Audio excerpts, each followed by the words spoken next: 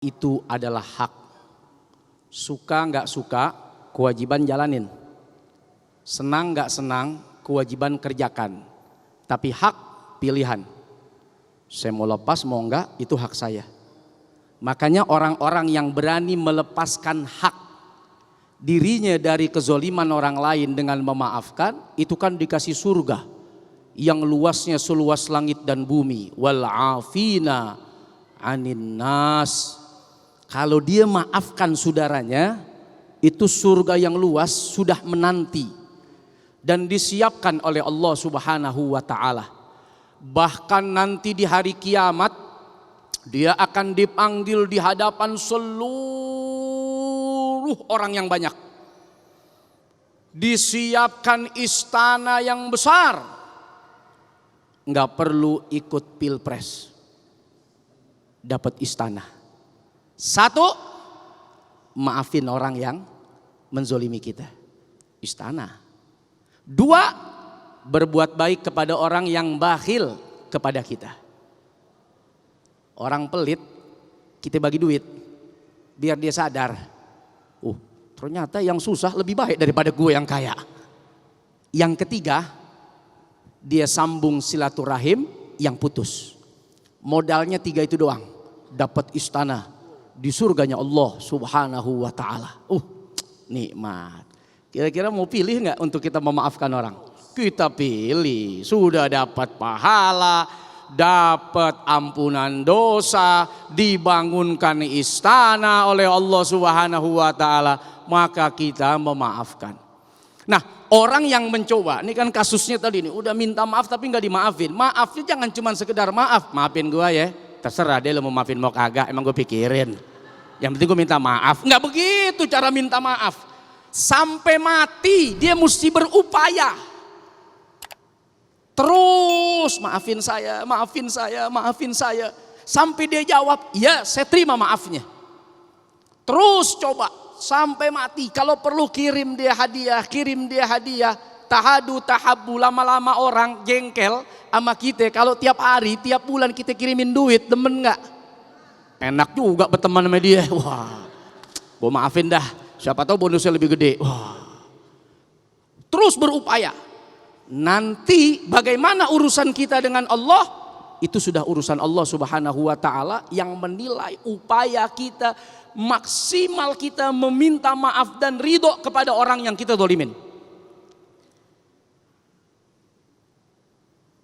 Syekh Idris, bapaknya Imam Syafi'i radhiyallahu taala anhu, itu hanya ingin mendapatkan ridho, maaf dari buah delima yang dia makan di aliran sungai. Dia rela belasan tahun kerja di kebun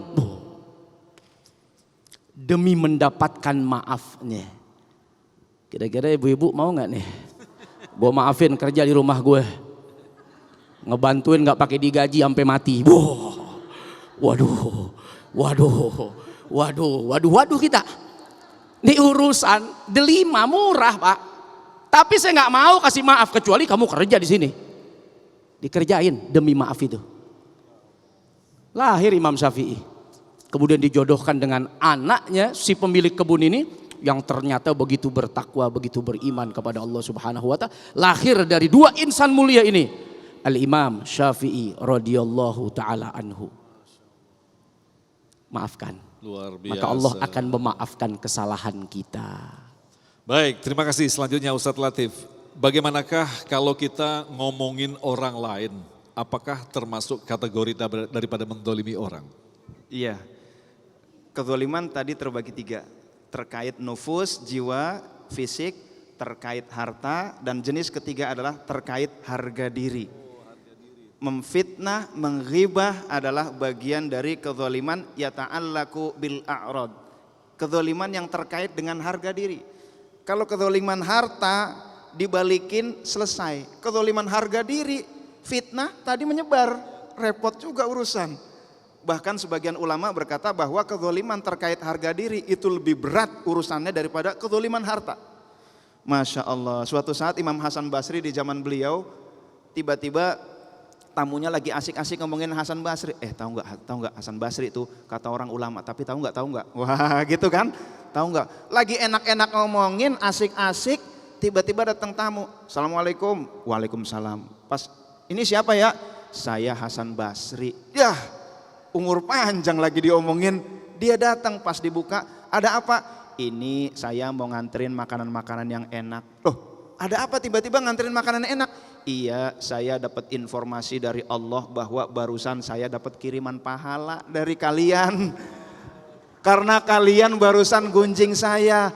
Yang saya kasih ini nggak ada apa-apanya dibanding pahala dari Allah Subhanahu wa Ta'ala. Maka dalam kitab Nasaihul Ibad, Syekh Nawawi Al-Bantani berkata, man arafa adlallahi ta'ala lam yataqaddam ilaihil khosma. Siapa yang tahu keadilan Allah, dia tidak akan bersengketa. Ya Allah, karena tahu bahwa pahala di ghibah, pahala di fitnah, apalagi fitnahnya tadi berjamaah ya Bu ya. Pipa pahala, pasti pahala kita urusannya. Kayak mendadak. Maka tadi bersyukur kalau kita dizalimi, alhamdulillah. Berarti Ibu Nurita ini termasuk orang yang amat kaya raya Bu ya. Amin. Alhamdulillah, terima kasih Ustadz Tolmet, Ustadz Latif yang telah memberikan begitu banyak pelajaran dan ilmu dalam kesempatan kali ini. Insya Allah apa yang telah kita dengarkan tadi tidak sekedar menjadi bahan pemahaman kita, tetapi kita buktikan bahwa apa yang kita lakukan selama ini hendaknya kita cermati baik-baik. Jangan-jangan kita pernah melakukan kezaliman yang tanpa kita sadari, yang ternyata balasannya luar biasa di akhirat nanti. Na'udzubillahi min dzalik.